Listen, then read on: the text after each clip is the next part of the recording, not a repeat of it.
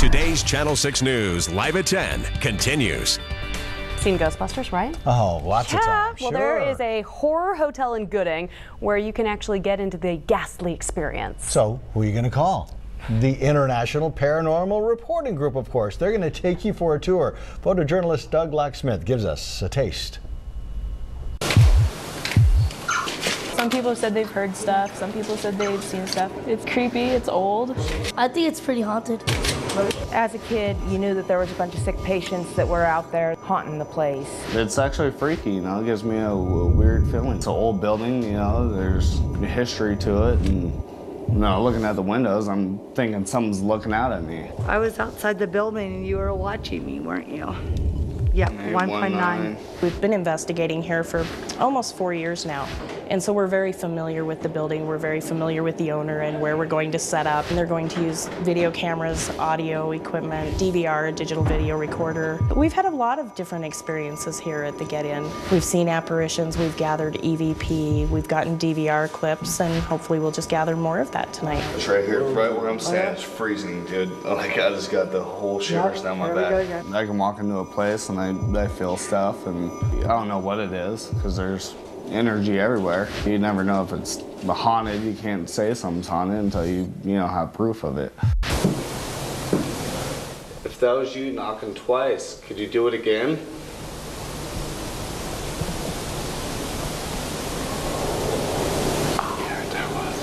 A lot of the guests that we get that come here every month are pretty serious. They're seeking their own answers. 1918. Hello, how are you? It's not just for chills and thrills. Last time we were here, we set up a flashlight for you that you like to play with, and it's right here in the middle of the floor. All you have to do is just try to touch it, and even the littlest tap will turn that light on.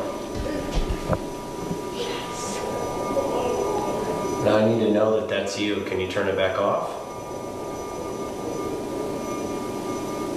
Thank you. 98% of the cases that we go on will have a logical explanation for the activity. Where there really truly is activity, it's very exciting. Are you out in the hallway looking at us, wondering what we're doing? Again. That's the second time, Lynn. You've heard yes again? Yeah, it was real quick that time. It was yes. A majority of your evidence will come through in EVP, electronic voice phenomenon. There have been EVPs gathered from the attic that are definitely male. There's been a female heard. There's been a child heard on EVP. There's a gentleman in the basement that's been heard on EVP. Is this maybe your safe room? Somebody just say yes.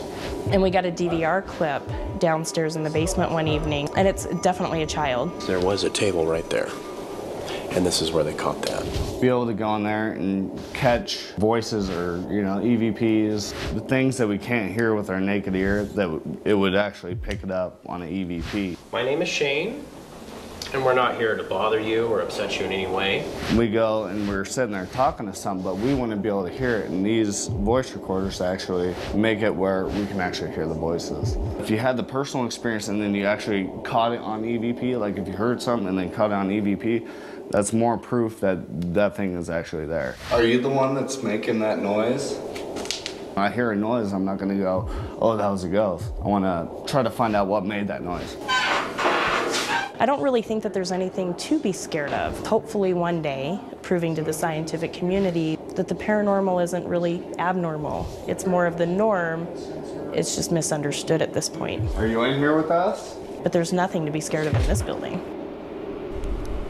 Now, the cost of the tour is $50, and the money goes back into renovations at the Get-In. Want some more information? Just go to our website, KIVITV.com. Click on news links in the big blue box.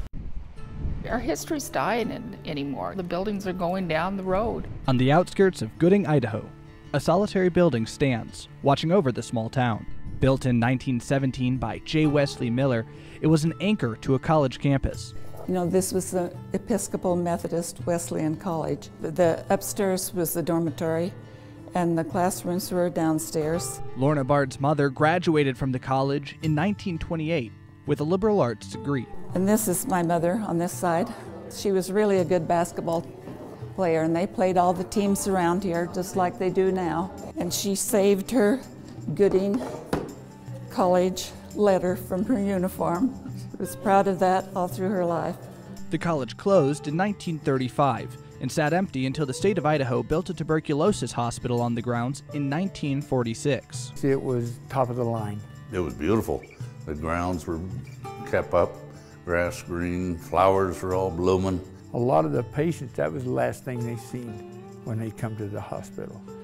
And they wanted that to look very, very nice. The hospital brought an economic boom to Gooding. The city of Gooding benefited from that rather large, good payroll. The centrally located, remote town of Gooding was an ideal place to quarantine patients, as TB plagued the nation. Tuberculosis was a cruel disease. A lot of the people came here to die, and they knew they were going to die. You sure tell the patients they were all very thin and they had drawn looks on their faces. They'd been through a lot. No records exist of how many died in the hospital, but the work of Dr. Kenneth Tyler, the hospital administrator, eventually led to the eradication of the disease. Dr. Tyler was brilliant. With tuberculosis cured, the building once more sat empty. For the next 4 decades, tenants tried to make use of it. It served as a courthouse, a jail, and addiction recovery center. But years of disuse and abuse threw the building into disrepair. It was a good place to come out and smoke cigarettes and drink beer, and nobody knew you were here. And every once in a while they'd catch something on fire and have to call the fire department. They'd have to come out and put out a fire. As the building wasted away, so too has its history. As I grow older, it's really disturbed me that we didn't save the history. It was just part of your stability. And as teenagers, we're not worried about history. No, you're not worried about local history. And I really regret now that I don't have a lot of the stories that my parents and grandparents could have told me. There is still hope for this piece of history. Yeah, this was administration. New owners have bought the place, hoping to restore the building to its former glory. These folks running a bed and breakfast, we're all hopeful that it's very, very successful and brings people into Gooding. Jake Melder, Today 6 on your side.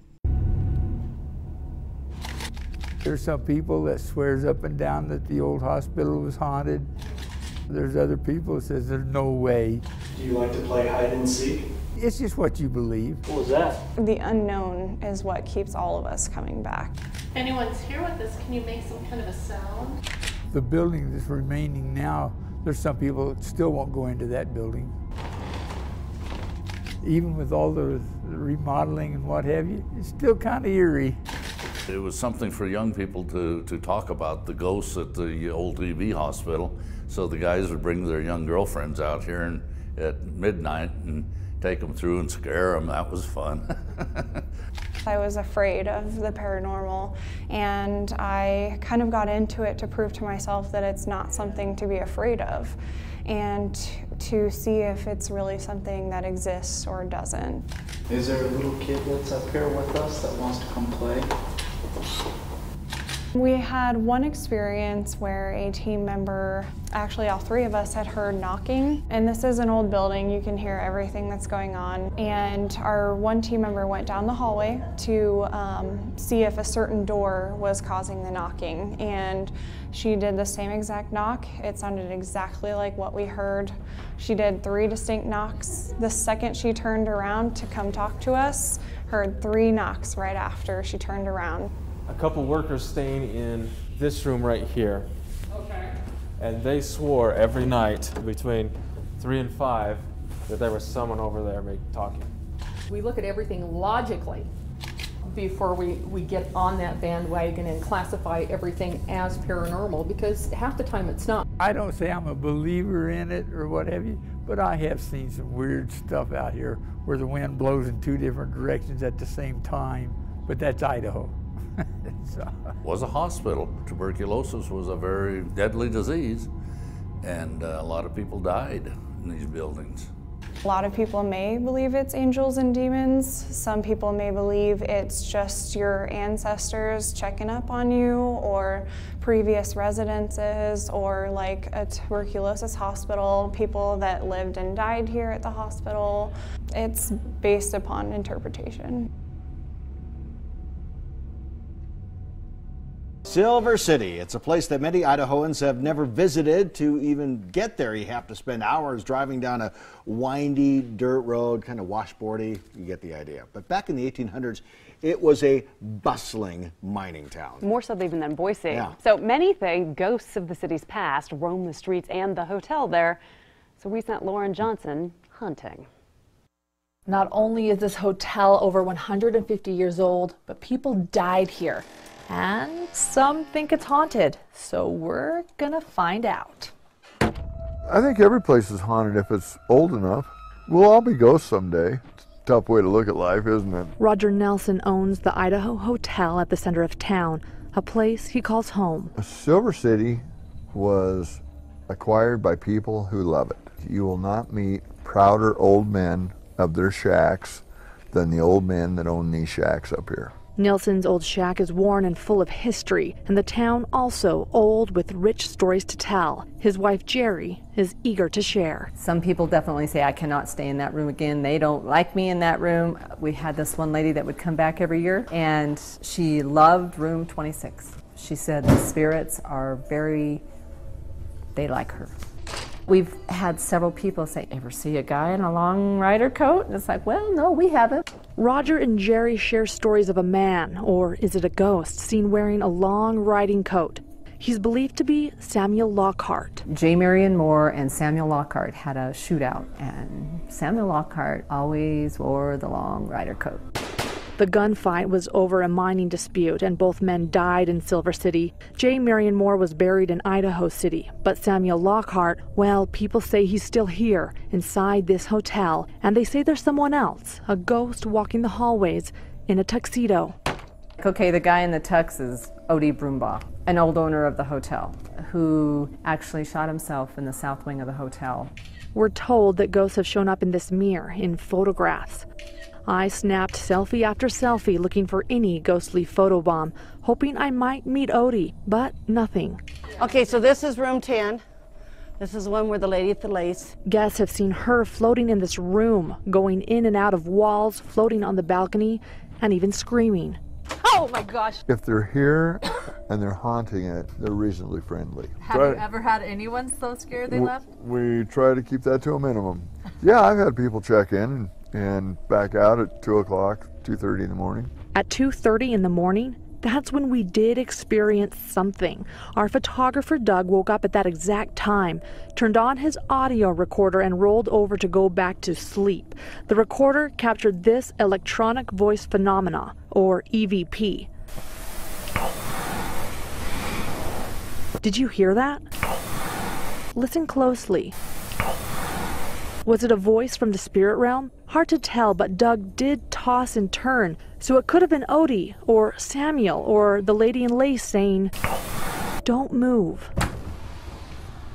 I did it. I spent the night in this hotel that's over 150 years old. I slept great, like a baby, or maybe they were those ghosts that were helping me sleep. Whether or not it's haunted, you'll have to find out for yourself. In Silver City, Lauren Johnson, Idaho on your side. Don't move. People ask me, you've never been to Silver City? And I say, now you know why. I haven't either, actually. And now I'm not.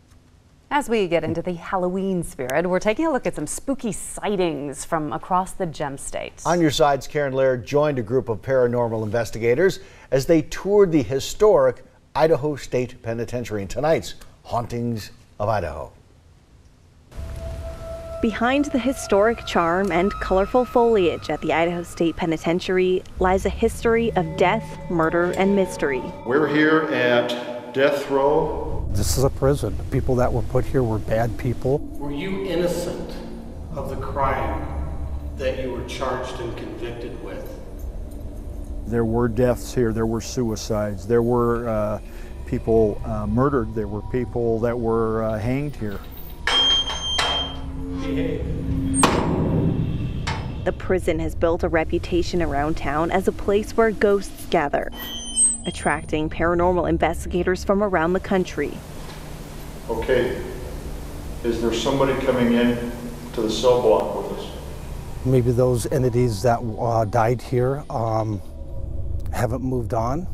Maybe they're still floating around and they're still angry. Come up and knock on the glass next to Karen. Investigator Mike Clough has explored the old pen several times over the last few years, and each time there's one cell block that never fails to show spiritual activity. Now we're in here to visit with you. I've seen full-bodied apparitions, I've heard voices, I've seen movement, I've seen shadows. And on this trip, Is there anybody here that would like to come forward and just let us know what your name is? several questions asked by the group were followed by faint sounds down the corridor, or the sound of metal clanking against a cell door, but nothing compared to what happened next. He thought he saw some movement at about waist high and asked me to walk over, so I walked over there, and he asked me to stick my hand out and to reach inside the door. What's there inside the cell to your left? Is that the bottom of it? Sorry about that. What was that? Leaving even more unanswered questions about the unexplained. Something grabbed my hand, my left hand, on my ring finger and my little finger. Startled me. I was pretty startled. And obviously, when I looked down, there was nothing there. This was investigator Mark Edwards' first trip to the old pen, but he says he's no stranger to spiritual activity. Has that ever happened to you before? I have been grabbed before at other locations. I've been cut. I've got a scar here where I asked an entity once if it could touch me, and it did. And I said, "Can you touch me harder?" And it cut my arm and actually left a scar. Were you bleeding? Yeah. And while no blood was shed on this exploration, Who was in the cell where the door is standing open? investigators left even more intrigued than when they arrived. Do you think that there are spirits or beings or entities still around the old pen? Yes, absolutely. Karen Laird, today's 6 on your side. Well, ghosts or no ghosts, it's a cool place to go hang out and just walk around. And see the history. And see the history. Now, whether there's some old inmates walking around.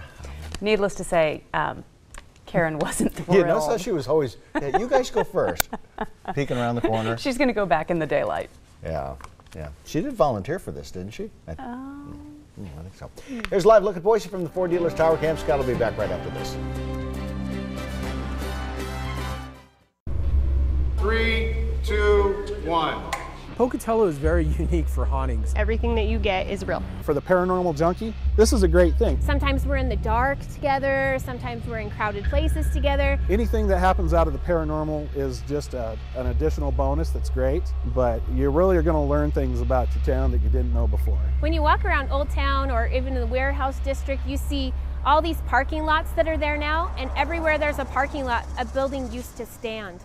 And so all of that history is gone, and if we don't document those things, if we aren't taking pictures, and if we aren't sharing that with the public, just like the Monarch, you never know when something's going to happen and the building isn't there or isn't in the same condition it used to be. Pocatello came from the railroad. This was a rough, dangerous, violent town. And I think because of that, it's just different than every other town around it. But if you look in the bucket, there is also still coal in the bucket. And the old boilers and the coal rooms and the coal chutes and just all of these things that we don't experience anymore. And then to be able to share that with my kids or someone else's kids. Getting back to the ghost stuff here. We started the Haunted History Tour 6 years ago as a fundraiser for Old Town Pocatello. The tour consists of going inside of buildings, not just walking outside and talking about stories. We go into the buildings and you get to see, touch, feel, and hear the stories of hauntings. And a lot of times on our tours, paranormal activity occurs. Down here in the basement, people have the feeling of being watched. You really do start to rely on your group to, hey, what was that noise? And, don't leave me behind. We've had years where people have been touched, where they hear voices. We've had years where people, entire groups of people, have seen things and jumped all at once. A lot of them are kind of shocked, some of them are like, no, that can't be happening. And then we show them what we've got and they're like, oh my goodness, are you serious? And every year without fail, we have somebody come up to us and be, look at this picture I got, or listen to this sound that I got. And we're like, see, so it's really neat to see them come in and their face is kind of like, yeah, okay. And then, okay, that's happening, you know, and then they actually get something and they're like, oh, I got something, you guys, look.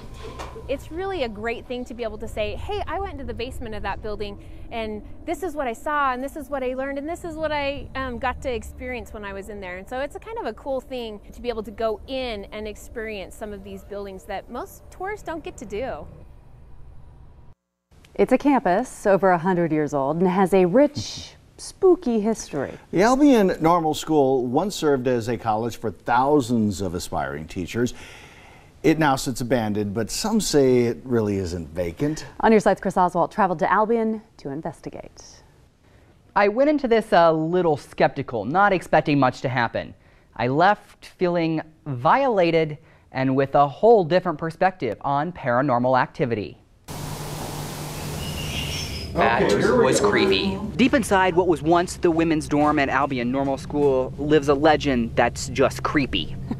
Actually, I am probably your #1 skeptic for that kind of a thing, but I've had some really interesting experiences here. I have heard voices and we've seen lights in the buildings. For years, paranormal investigators have spent countless hours ghost hunting on campus. Is there anybody here with us right now that would like to step forward and just say hello? I have heard voices in the girls' dorm. I've heard knocking, I've heard footsteps, doors creaking when there was no one in the room. It never fails. Every time, something, sometimes unexplained things occur. We start our hunt in the auditorium where... Was that you that touched Chris? During our quest for ghosts, an unexplained feeling, almost like the sensation of a hand on my back. Okay, did you feel something? Well, I thought I had hit her. So like, when I bumped into you earlier, that's what I felt like I just did with you. It doesn't stop there. From the moment we got to campus, weird things were happening. Just take our interview with the owner, Heather Mortensen. And bats live in this building. Did you hear that? Those are bats. That is so... That sounds like a bat. That's so creepy that you say bats. And then it goes... Oh, creepy. Oh.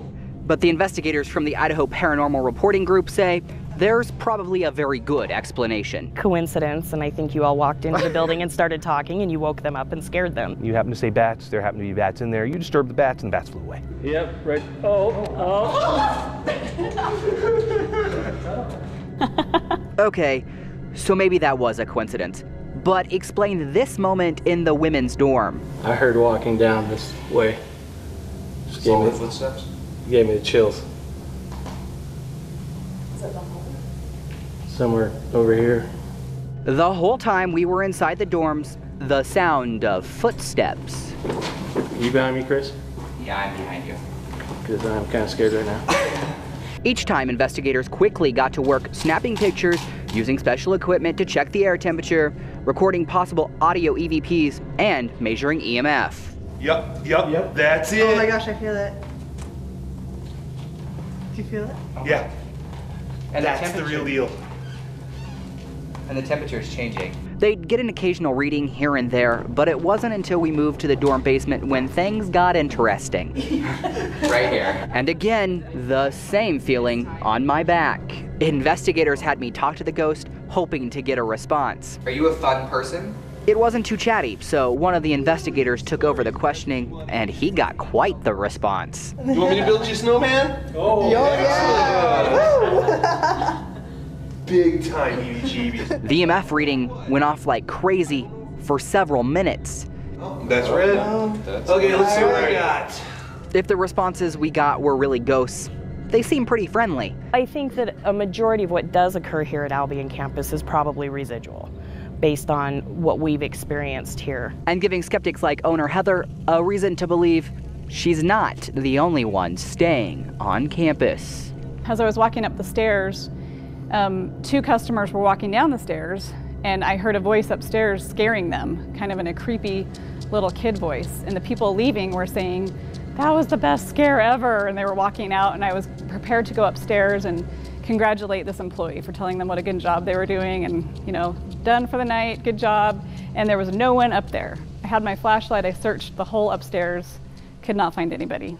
The Albion Normal School is a major tourist destination. Retreats and family reunions are held there year-round, and during the month of October, it's converted into a spooky haunted house. If you'd like more information on it, head over to IdahoOnYourSide.com for more information. In the studio, Chris Oswald, Idaho on Your Side. Ah, there's something strange. Who are you going to call? Yeah. Yeah. What do you think? Call Ghostbusters. Call Ghostbusters. Wouldn't go there for Halloween. No. I'd go there for Halloween. No, look at that. That is our live tower cam from the Village at Meridian. Scott will be back after this.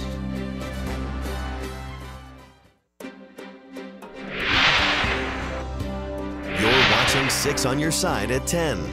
It is almost Halloween, so that means it's Idaho Week at 6 on Your Side. Ready for this one? Lacey Darrow takes us to Idaho City for a murder, mayhem, and ghost tour. Our history is exciting and it's interesting, and so are our ghosts. Meet Ginger Fields. Up to Mary Smith's room. Tonight's tour guide for the Idaho City Murder, Mayhem, and Ghost Tour. This is the most requested room in the house. Room 1, Mary's room. Ginger is talking about the original owner of Idaho City Lodge, Miss Mary Smith. The building was built back in 1929. Mary has long passed, but guests say her spirit never checked out. This is the room that people say they lay down on the bed, and Mary will lay down next to them. But that's not the only place Mary seems to like to hang out. People who have driven by here at night say they see a woman in white sitting in the rocking chair. We think it's Mary. Ginger has been doing this tour for 3 years, but the tour isn't just about the paranormal. The people were so interested in us being a ghost town that I had more questions about ghosts than I did history. So I thought, what better way to tell our history but through our ghost? Our tour through the darkened streets, listening to the history of Idaho City, led us to our next stop, an antique store, the Attic. Would you like to have your picture taken? Ginger says that strange things happen in this building. We can sit somebody in a chair and we will ask the entity to stand in front of the person, and we'll take a photo and there will be something in the photo. Okay, it's there. It is, it's there. Something standing in front of you, something not in front of you. The real mystery of Idaho City lies in the midnight hour of our last stop, the sluice box. But it also has a ghost or 2 or 3. After burning down, Larry Carter rebuilt the building, modeling it after the Winchester Mystery House. He thought if he kept building, he wouldn't die, just as Sarah Winchester did. He built lots of secret rooms. He has stairs that go nowhere. He has doors that open to nothing. He built a gazebo on top of the building, and this building was to communicate with the spirits and to bring the spirits into the building so they could walk around and he could visit with them. Larry Carter passed away 5 years ago, but back in 2002, he told us he plans to take construction into the next life. In fact, I've told my wife that when I die to put the hammer in the coffin with me because I might need it. Further. You want us to come in further? As we walked through the house, Ginger got out her Ghost Radar app, an app designed for fun, but a tool Ginger uses to communicate with those who have passed on. They said this place was stacked, floor to ceiling again, with stuff. Did it say something again? Shortly through the tour, it blurted construction, signaling to us that Ginger may not be our only tour guide. It's not really scary. You get a feeling of that there's something here that wants to talk to you. Washington. You're from Washington. Oh my God, I'm from Washington. And he's standing right by you. Do you want to talk to us? Interest. Do you have an interest in talking to us? Were you tall? Probably. Ginger said she was once a skeptic, mostly in it just for the history. But with her personal experiences on the tour, she's now a believer. Gives me that creep sometimes, gives me the chills, but I don't know, if these ghosts wanted to get me, they would have got me a long time ago. Lacey Darrow, 6 on Your Side. Lacey was a bit freaked out. Just so you know, when she came back. Yeah, she loves Idaho City, but it's going to be a while before she goes to that exact same spot. No. Yeah. The tour stops, by the way, at several more places on the way. If you want to go haunting yourself, you can find out more information about how to do it at 6onyourside.com. You're waking up with 6 on Your Side. Good morning, Idaho. 5:42, and right now we're continuing our, just for fun, Ida Haunt series. There have been rumors of our station being haunted. What? Yeah, so we decided to reach out and see what goes into an investigation. Why? I didn't want to know. Yeah, they should have told us that before we signed contracts here, for real. Lauren Johnson met a team of paranormal investigators here at midnight and explored this place to see if claims of ghosts were true. I'm firing up the recorder again. It is 12:49. Before we would say that a location has paranormal activity, we would have to have evidence to back that up. Meet the International Paranormal Reporting Group. Energy can't be destroyed, so where does it go? Dedicated to investigating all those claims of ghosts. And they always call and they say, you're going to think I'm crazy, but...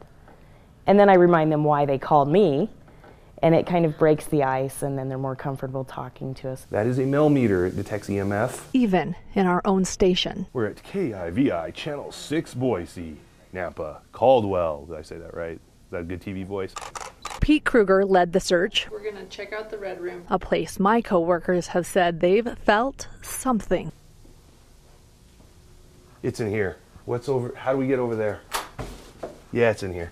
Paranormal investigators use electromagnetic field detectors. It does not detect ghosts. Tonight, I learned why. 121.3, 90.8. High EMF can cause things like headaches, nausea, you can see shadows. Oh, 172. 95% of the cases that we go on have a logical explanation for the activity. This light here is wonky, so you start walking down the steps, I start feeling creeped out. I'm standing here and I'm talking to somebody about the emergency exit plan, cooking my brains. But if we can find that logical explanation and help that family feel comfortable in their homes, or those business owners comfortable back in their businesses, then we've done our job. Don't swing it around like a lightsaber, nice and slow. We explored high and low, checking EMF levels everywhere. That's a lot of what we do, is a natural explanation for why you're seeing, hearing, feeling whatever you are. Some places in the station I'd never even seen before. In each room we held EVP sessions. Did you used to work in this building at some point? You know, electronic voice phenomenon. If you want to talk to us, you can go up to a red light and just say what you'd like to say to us. While the investigators recorded with both video and voice, they'll later watch and listen for any sound or movement we might not be able to see with the naked eye. Is there anybody down here joining us tonight? And then to the studio. Dawn and Michelle, we're at the studio right now checking to see if it is haunted. So far, so good. Kill it. And one last EVP session. Who is your favorite news anchor? Lauren Johnson. We were almost done until one EMF detection. That's what we're looking for. Couldn't be explained. It's got to be something in here. It's got to be something in here. Okay, you're a ghost. You have eternity to do whatever you want. So what are you going to do? You're going to hang out by the water cooler on the bubble gum. No, the 6. It's the 6. It's folded up. It doesn't care. It's got to be a pipe or something in the ground. Well, let's hope Yeah. it's just a pipe or something in the ground, because I've eaten out of that freezer where he said something was going on. Yeah, that's where I store my breakfast. Also, That's where I get steal your headaches. breakfast. I get headaches all the time, but I have always figured it was Jay Bates, but now I know it's the light. Well, we have to. We have breakfast. No, that was kidding. We have to tell you though that it takes about 12 days to look at that investigation that they did, and they've been going over those recordings for the last little while now. So to find out if it's really haunted, head to our website 6onyourside.com for an update. Look for this story and read all the way through to find the answer. Gosh, I know I what I'm hope doing not. on a commercial break. If there's somebody here with us, could you tell us your name, please? This location, and like many others, the history of the house itself is amazing. During the daylight hours, the former bishop's house might not seem so spooky. After all, people book their weddings here, and families gather here for reunions. But when the moon makes itself known on this night, an international paranormal reporting group public investigation begins. My name is Trevor. You can see that there are many of us up here in your space tonight. Our team starts off in the attic, Somebody whisper. where those who are more sensitive to paranormal activity were drawn to an unusual smell. The smell of alcohol on someone's breath. Yet, no one in the room had been drinking that night. Skeeter Myers had a feeling at one point that someone brushed past her. What kind of a touch? Just like just a poke? Or? No, it's just a really light. Like a light brush? Yeah, or- like a light brush. But the Nampa resident didn't mind too much. I believe that there's a lot of things in this world that we don't no one understands yet. And she's not alone in her fascination with the unknown. I got into this field because of experiences that I'd had earlier in life that I felt that I needed some answers for. Trevor? Yes?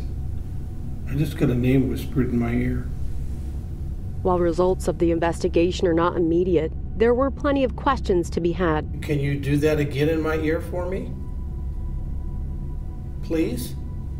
While in the basement, an IPRG investigator thought someone whispered into his ear. Sounded like I'm Foot or I'm Footy. Wasn't one of the bishops' names Footy? The paranormal group conducts investigations on a regular basis at homes and businesses, free of charge. Their first concern is always to find a logical explanation for what's going on. So is Bishop Foot in here with us tonight? And about 95% of the time, they do. If you have a family that's terrified of a room in their house or their house in general, and you're able to go in and find a logical explanation for the activity and explain that to them, and they can feel comfortable in their homes again, then it's all well worth it. Can you move that chair? Can you put it where you like to put it? The woman who works alone at the bishop's house says every so often she finds that a chair in the kitchen has been moved in front of the doorway. When she puts the chair back, gets back to work, and comes back later, she finds that the chair has been moved once again. Can you tell us why do you like to move the chair over by the door? An act that might seem unbelievable, but very real for those who see it with their own eyes. I think unless you actually experience things, it's hard to believe, but once you do experience things, it kind of broadens your mind a little bit. Tell us your story. We want to know all about you. You don't meet a lot of people that say, oh, I go into 100-year-old buildings all day and hang out in the dark with my friends and see if we can find a ghost. Is there anybody in here with us? We get to go and investigate mysteries. Chills, just like straight up cold spots, just up and down my spine and all over my arms. We get to go in and talk to people about their experience. We're not here to investigate, some scary ghost in some building. We're here to learn about people and what they did throughout their lives. There's sometimes where it gets kind of creepy. Oh, I just saw like a shadow. And it's like your intuition will kick in and you'll be like, I think something's watching me. Just like this, across. I don't get creeped out by it, but I've also been doing it for 7 years. See, that's what it does. Things putting off energy. The first time I ever did it, I was like, okay, this is kind of weird, kind of freaky. Were you a guest at this hotel? But now that I've been doing it for so long, oh, see, there it is right there. It's just kind of second nature to me. Can you answer questions by tapping this? Most of the activity was occurring on the top floor. I felt the breeze of someone going by. We had everything from touching to answering questions. Are you able to come back and make that device light up again for us, please? I believe that there are different presences, different spirits. Is that you? And they have different ways of communicating with us. And so whatever's in this building. Did you move in here? Nothing to fear. In fact, they seem somewhat playful. Oh, hi. Wherever you are. Hi. I want to believe, but I'm very skeptical of it. But please say something. I'm like the right in between guy that can kind of argue for both sides. They're following me around all over up here. If there's a spot in the building that everyone's like, I don't think I want to go in there, I'm like, well, too bad, because that's where I want to go, and it's creepy, and that's what we're here for. Yeah, and I can see there's a cold spot right like underneath your sleeve on the back. It's almost like a full-time job, but we do it because, well, number one, we get along so great, and we like being around each other, but you know, we just get into such incredible places that normal people don't get into. I think that's the biggest perk. Are you Melvin? When we investigate a building, we ask, hey, where have the experiences been? What type of experience have you had? Is there more than one of you here? Did you hear things? Things moved? Have you been touched? If something appears to me, I'm going to be totally okay with it, but until it happens, I don't think I can really know. Can you make the light go off? I would probably jump. I would probably freak out, but then after I'd be like, well, how cool was that? Like, that is what we do this for. That is what we want. I think we get nervous and scared because it's the unknown. Make a sound like it's running down the hall that we can hear. Sometimes you want to believe that the creepy noise is really, you know, something more than just a creepy noise. And who are you? We get to go out and prove that it is or that it isn't. Are you now trying to communicate with us? Even if we didn't get anything, we get to hang out, have a good time, and learn about a really cool building with so much history that very few people get to learn about. Well, last year, Pocatello High School made national news when a security camera caught some unusual activity. Lights flickered on and off, and an image of something appears to walk in and out of a men's bathroom. A lot of what's seen in the video is up for interpretation, but at least one online publication put Pocatello High School on the top 10 list of haunted high schools in America. Now paranormal investigators tour the halls. On Your Side's photojournalist Doug Locksmith has the story. The lights in this hallway started to flash on and off all of a sudden. People went back and reviewed the security footage. There was a translucent figure that seemed to be walking through the halls, going in and out of this bathroom. Everybody that comes in this building can have an experience, and I think that was just one of them. Sometimes when we'd be sitting in class, the door would just slowly close or slowly open, and our teachers would just be like, oh, don't mind that, it's just the ghost. Pocatello High School wasn't just a high school. It was a gathering place. People would come here and have picnics on the lawn. They had parades. There were all kinds of things going around this building. This room is known as the heart of Pocatello High School. And the reason why is because after the fire, there was a part of the building that was actually salvaged, and this was it. And something very interesting happened here. It was so interesting that I actually made it the very first story in my book, The Ghost of Pocatello High School. And it's a story told to me by the janitor that was with us our first investigation. He told me he was mopping right around in this area. He looks up, and in that doorway, there was a young boy standing there. He said that he took his mop, and he turned and he put it in the bucket.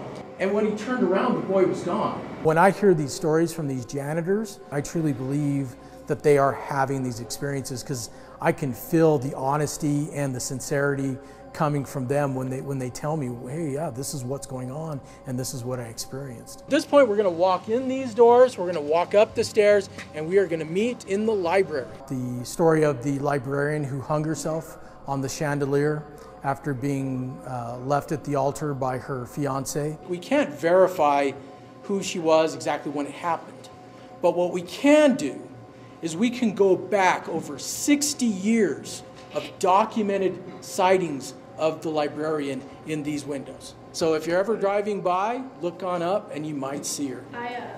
He saw actually cleaned up the building, locked up, was standing out on the sidewalk out front, turned back and saw the librarian up in the window. Never came back here. It scared him so bad. One of the stories about Pocatello High is the story of a suicide pact between two girls who said that they were going to hang themselves in their lockers. The girl who had her locker on the top floor wound up not hanging herself, but the girl who had her locker on the bottom floor did. And for many years after she hung herself, that locker was haunted, made noise, rattled all the time, disturbed classes. People even said that books flew out of it sometimes. The school eventually wound up taking the entire row of lockers out and making a janitor's closet out of it. But the haunting continued in the bathroom that was right next to it. Today, girls go into that bathroom and they say lights come on and off, toilets flush by themselves, but most of all, they smell the strong scent of lilac perfume, and that's how you know that she's here. People may say, well, ghost hunting's just kind of a thrill-seeking. I prefer to call it pararchaeology. And the reason why is because just like archaeology, we're looking for remnants of human behavior. And if ghosts do exist, if spirits do exist, that's what we're finding. If there is somebody in this building, it's because this building meant something to them and they choose to be here. So John Bryan was not only our tour guide inside Pocatello High School, but he's also a graduate of the school, class of 1991. His grandfather, also named John Bryan, was in the graduating class of 1931. John says ghost stories from Pocatello High can be traced back generations, and new stories are being told each year, proving to John that Pocatello High School is indeed one of the most haunted high schools in America. If you want to learn more about this story, you can just check out our website, 6onyourside.com. Love this time of the year. It is that time for Idaho's supernatural, paranormal, and ghostly stories from around the Gem State. And our first story this week, the Haunted Mansions of Albion. All right, Don. So it is one of Idaho's largest Halloween attractions, located just south of Burley. Right now it hosts seasonal actors who kind of roam around dressed as ghosts and clowns and other creatures of the night. But some say it may not just be actors. It may be truly haunted. Photojournalist Doug Locksmith checks it out. We've had some confirmation around here that there's things that can't be explained. It's just a creepy feeling about it, you know. It's just, that's what it was when we came here. We thought, boy, this is the perfect place for this type of venue. It's different, it's nice, it's absolutely like in the middle of nowhere. And there was always the haunting that everybody had heard about. Yeah, this is a pretty scary place. The confining hallways, and the constant turnbacks, just the blind corners.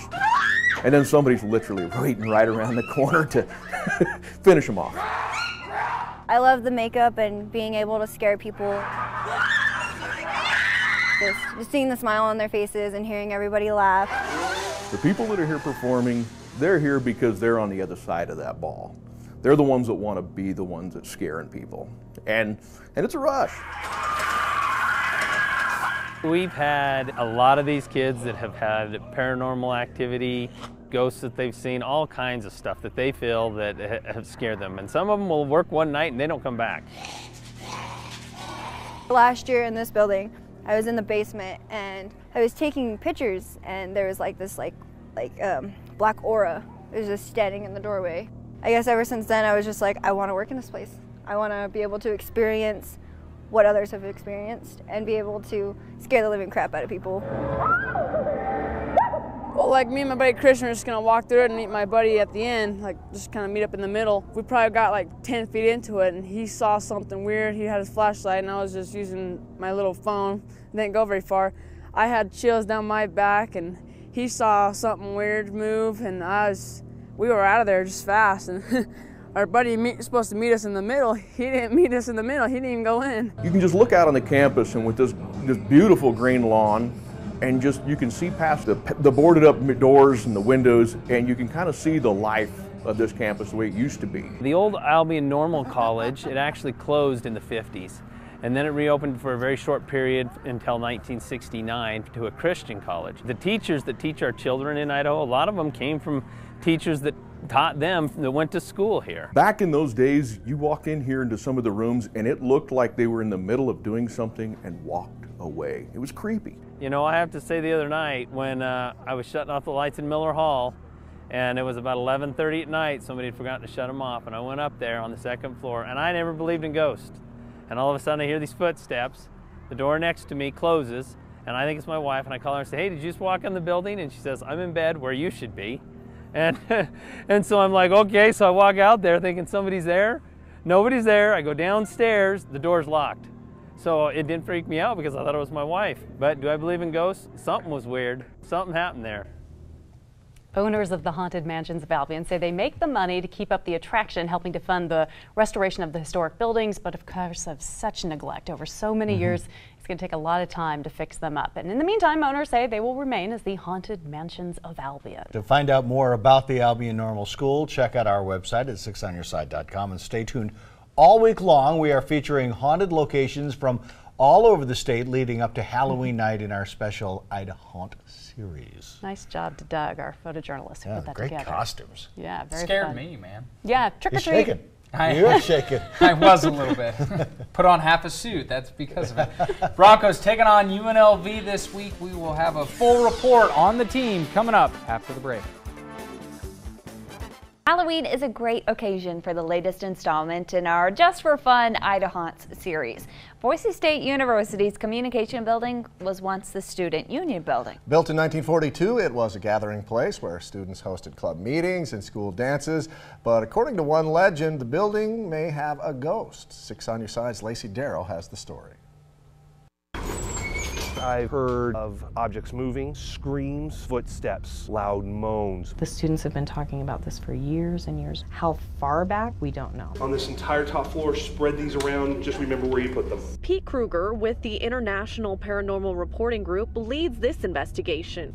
Infrared cameras, audio recorders, EMF readers, all equipment used by the IPRG to document paranormal activity. Dinah, if you're with us, would you be willing to share your story with us? Dinah is said to be the Communication Building's resident ghost. Every culture in the world has ghost stories. Every culture in the world has some belief of some kind of afterlife. We've never documented anything that would prove that whatever is occurring there is harmful. Marie Cuff, executive director of the IPRG, says the story of Dinah dates back many years. Back around the 1950s, when they had a dance, a young lady was supposed to attend with her boyfriend, and he canceled on her. She went ahead and decided to go to the dance by herself, and when she showed up, he was there with someone else, and it broke her heart. She ran out of the room and into one of the back stairwells where she cried, and then she went into one of the bathrooms and hung herself. Did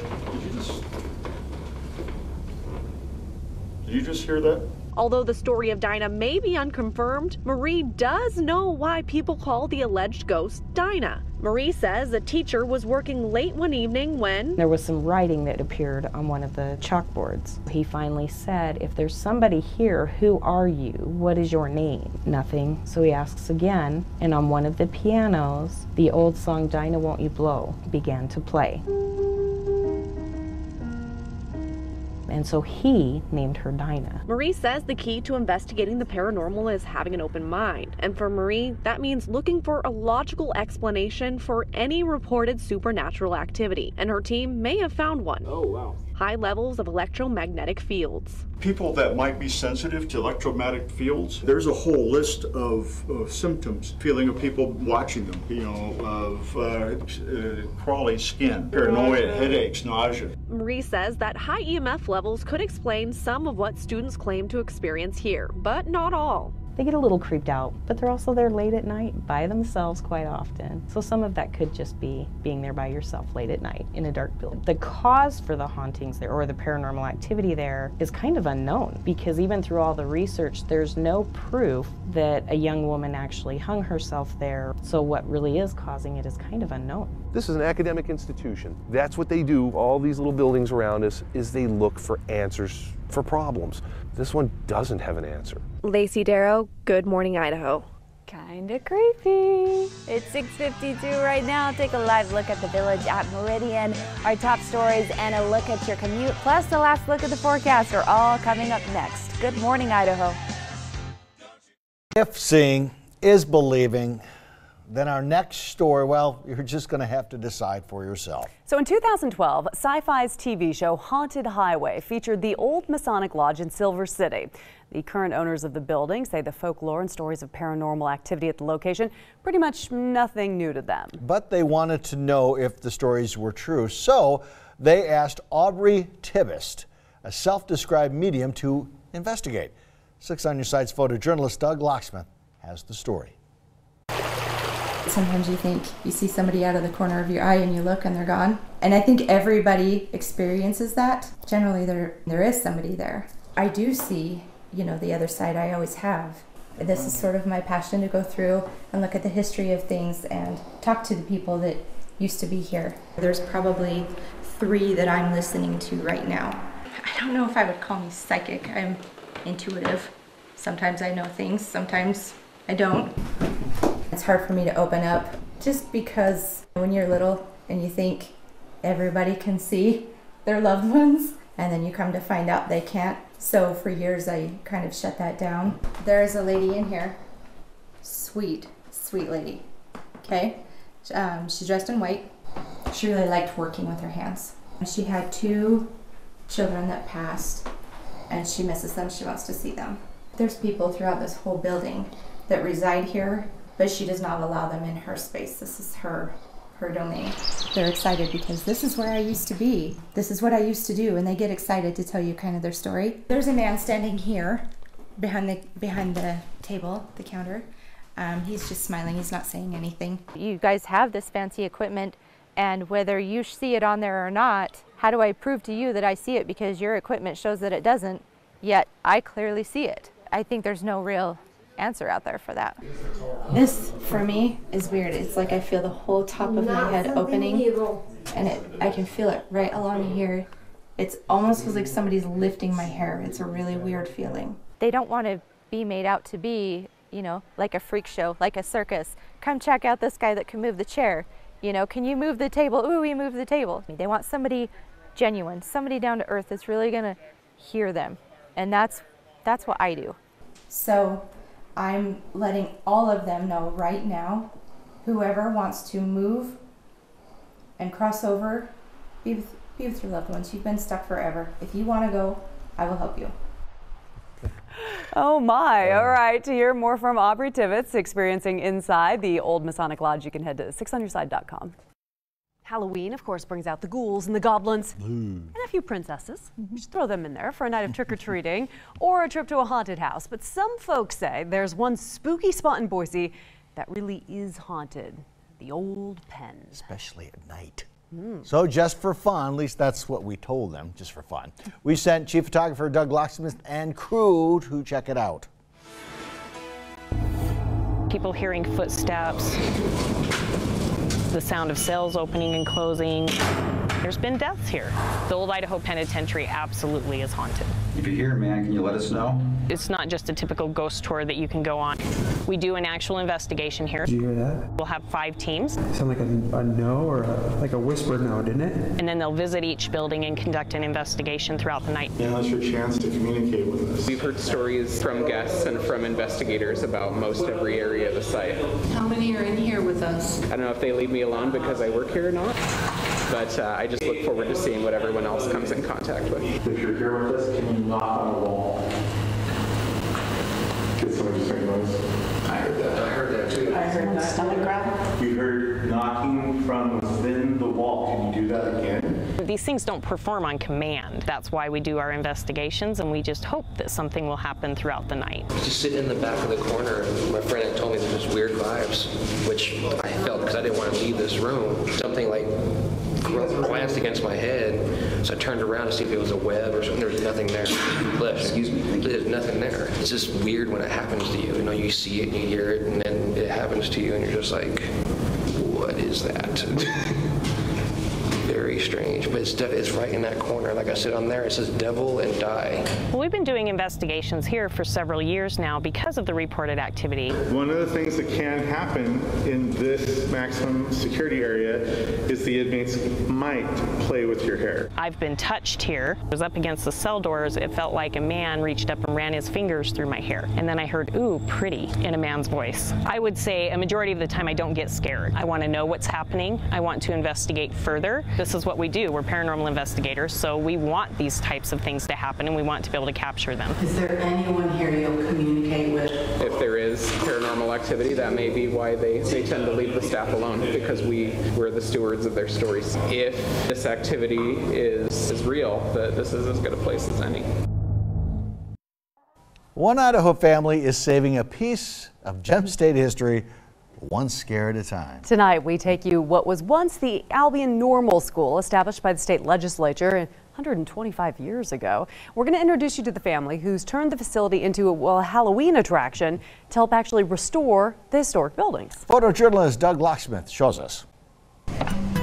This place is just part of my life. I don't even know how to describe why I love this place. It's always been deep in my heart. It's such a beautiful, peaceful place. This campus has such a positive, good feeling, and there are so many people here on a regular basis that come back here to visit the campus when they went to school here, and they have such great memories. For years, it was just heartbreaking to watch the weeds grow and the vandals just did horrible things to the buildings.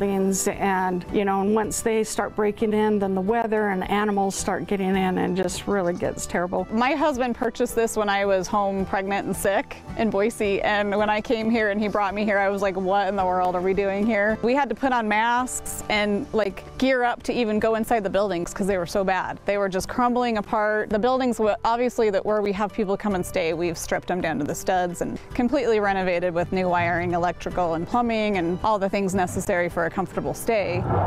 The buildings that we use for the haunted mansions, they were scary.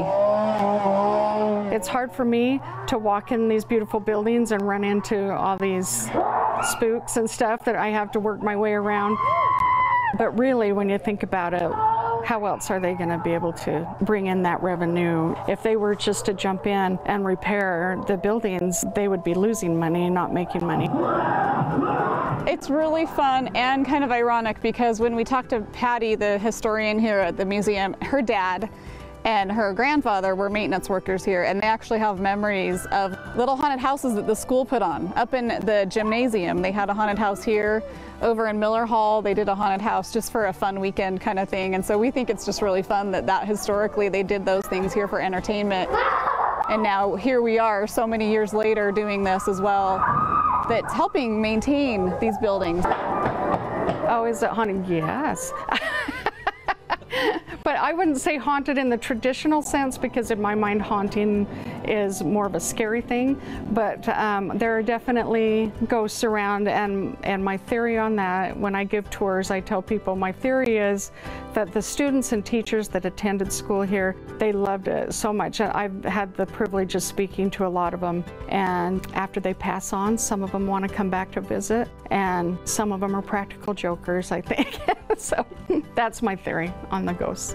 But yes, there are ghosts. She's not afraid of no ghosts.